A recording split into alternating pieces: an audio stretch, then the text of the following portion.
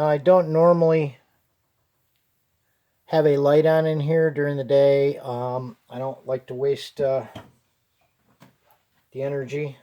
So what I do though is for now have it on so you guys can see.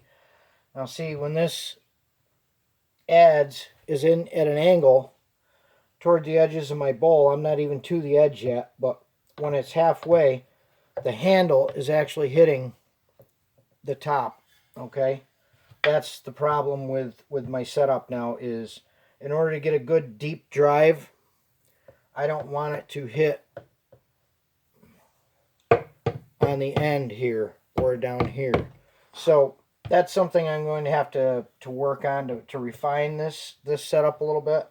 And like I said, I might take one end right out, and then I can work from one end and just flip the piece as I need to. But the wood mallet seems to be driving pretty well. That seems to be doing the trick. It's getting me deep enough to remove some wood. And of course, once I get that workbench fixed, I'm going to move it differently so I can access the end that I need to drive from, so that it makes it a little bit easier to get things done, and I don't have to turn the mallet or the adze backwards like I'm doing now. Adze backwards.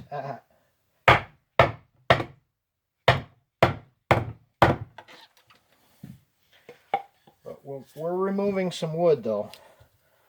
I know nothing's flew out of here yet, but you'll see in a second.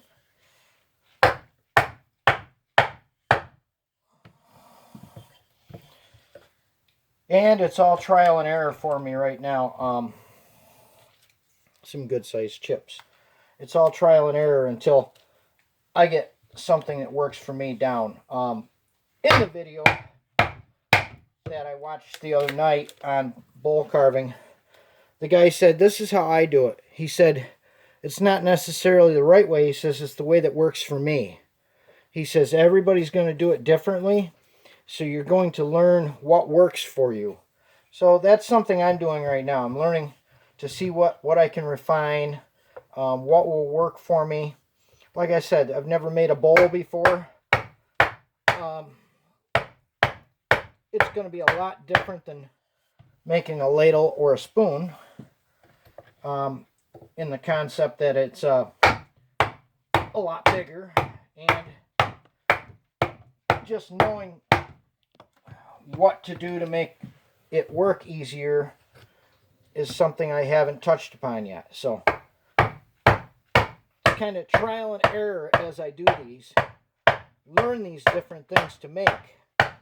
Like I didn't do a ladle until a couple weeks ago, and I've only been doing spoons for maybe a couple months now, and spoons seem like they've come a long way. I've really learned a lot by just doing.